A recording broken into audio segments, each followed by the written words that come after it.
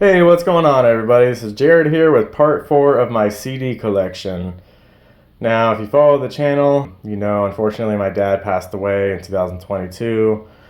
And once again, these are more pieces from his belongings, his CDs that he had.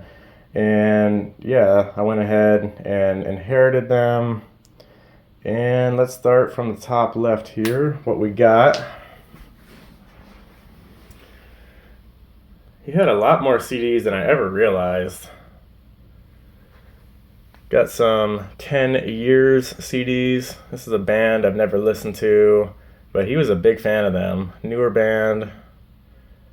He had a few of their albums. Another 10 Years CD. Then we have a bootleg Metallica Hardwired to Self Destruct. I haven't listened to Metallica's entire discography yet. Of course, I've heard the hits and everything. It's definitely on the list of bands I want to go through eventually.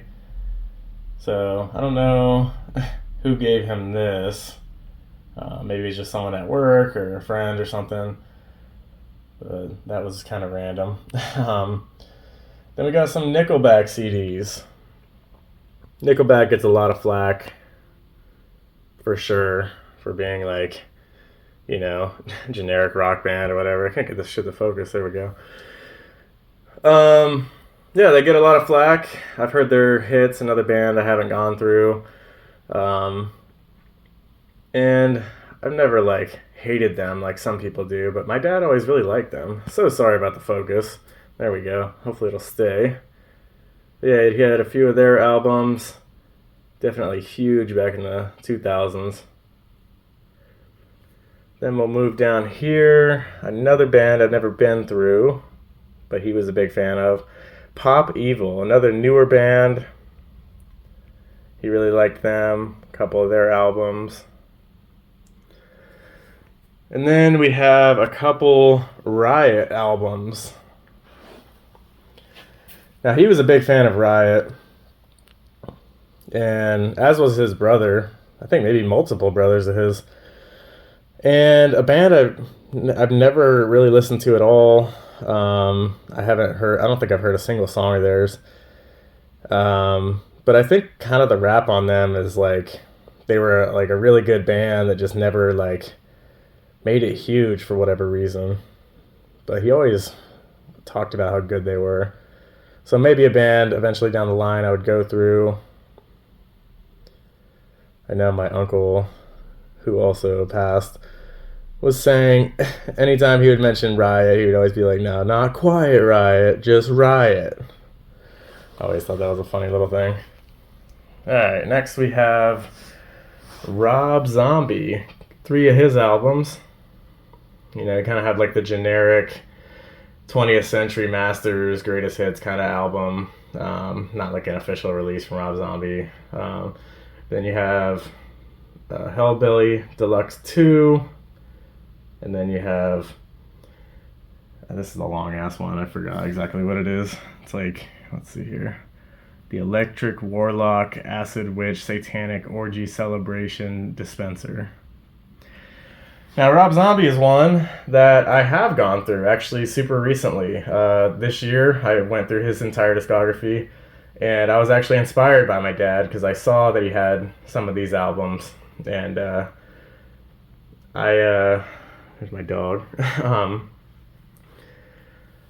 I knew that I was a fan of some of his hits and whatnot, so I really felt like going through his discography would be a good idea, and it definitely was. I'm really glad I did. And now, like pulling these CDs back out and looking at them, I didn't realize he had this many Rob Zombie CDs, and he doesn't even have Hellbilly Deluxe, the first one. He had some of the newer ones, and yeah, so that was super cool. We're gonna move on to Skid Row. Definitely a band whose discography I've gone through. I actually have both of these CDs myself, so these are actually kind of duplicates for me. But of course, you have the classic Skid Row album. I used to have a T-shirt of it, and then you have Slave to the Grind. Both awesome albums. the classic Skid Row, Sebastian Bach. Think about like Monkey Business, Youth Gone Wild, 18 in Life, I Remember You, Quicksand Jesus, tons of great songs on there. All right, now we're gonna move over to here. We got some Stone Temple Pilots. Now, my dad actually got me into Stone Temple Pilots many, many years ago. Actually, kind of near the end of my high school years. I was a big Velvet Revolver fan, but I was kind of like hesitant on venturing out and listening to anything other than Velvet Revolver as far as Scott Weiland goes. But my dad was becoming a huge Scott Weiland fan. He's like, fuck that shit. Like, I'm going to listen to Stone Temple Pilots. I'm going to go through the discography. And when he did that, I started to as well, basically. And we really, really bonded over that. And we have the 5 classic albums in this one case here. And then we have Thank You, the Greatest Hits album. And then we have the self-titled 2010 album. Now, once again, I have all these myself. A little bit different variation. I actually have like the actual cases to all these albums. I don't have this particular set. I do have this exact Thank You one, and then my Stone Temple Pilots self-titled one is a little different. It comes in like the jewel case, or whatever you want to call it. I think that's what it's called, jewel case or whatever. But he kind of had like the digipack going here. Anyway, so yeah, Stone Temple Pilots. Now we'll move on down here. This was a really random one, and I'm just kind of still scratching my head on it. The Subways, Young for Eternity. Never ever heard of this band, this album. I looked at the songs and I didn't recognize any songs. Maybe if I heard them, I would recognize them. I'm not really 100% sure, but never heard my dad talk about this band or this CD or anything. This is just a super random one. I almost wonder if this is something that like one of his coworkers gave him, and like, he never like gave it back, or maybe, yeah, who knows? It could have been anything. So that was just a random one. And then we'll move on down here. We have some Whitesnake. And yeah, my dad was a big Whitesnake fan, as was my mom. They both saw Whitesnake in concert together, and they love Still of the Night. They got me into Still of the Night. Haven't heard too much other Whitesnake. Of course, Here I Go Again and whatnot.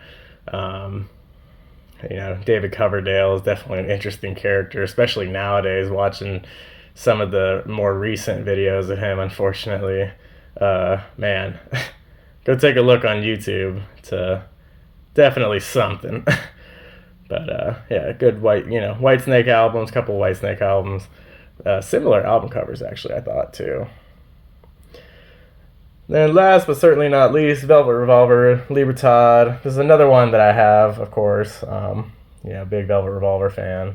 One of my most, actually, it is my most viewed videos, the late night performances compilation I made. Yeah, but Velvet Revolver, Libertad, come to think of it, we have multiple of these albums, I think, around the house, because we have mine, then we had my dad's, and I think my mom had one. So, yeah, absolutely, definitely, really love this album. This is a really classic album.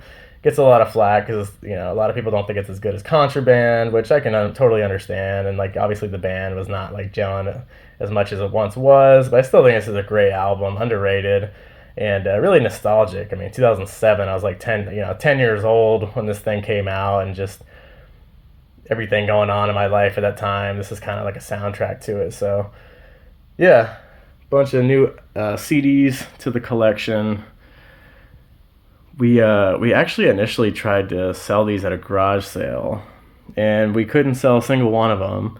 And then after that is when I kind of decided, I was like, I think everything happens for a reason, and I should keep these CDs. These are sentimental to me, so that's what I did.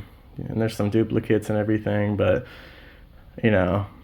really glad that I made that decision to go ahead and keep these and not donate them or anything for sentimental value and whatnot. All right, so those are the CDs. I did want to do a little bonus edition here. And the reason I say it's kind of a bonus because unfortunately there were two that, let me move my ring light over a little bit, didn't have the actual discs for. There was a 10 Years album, The Autumn Effect, and Rob Zombie, The Sinister Urge. Both of these, unfortunately, I couldn't find the disc for. They're not in the case.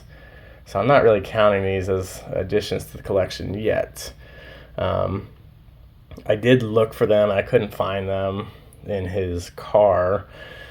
But, yeah, maybe they're in the garage somewhere. Maybe they're just, like, in a box. Who knows? Disappointing, especially because of the Rob Zombie one. But, it is what it is. It's nothing too terrible. Just grateful that I have the other ones at least. But, yeah, a couple of bonus ones here. Alrighty. Move my ring light back over. Show these all once again. So, yeah, hope you all enjoyed. And, appreciate you all watching this and listening to me talk for a few minutes about these and the sentimental value and just some stuff relating to the albums as far as what I like and, what I'm not really accustomed to. But, yeah, please comment, like, subscribe, and I shall see you on the next one.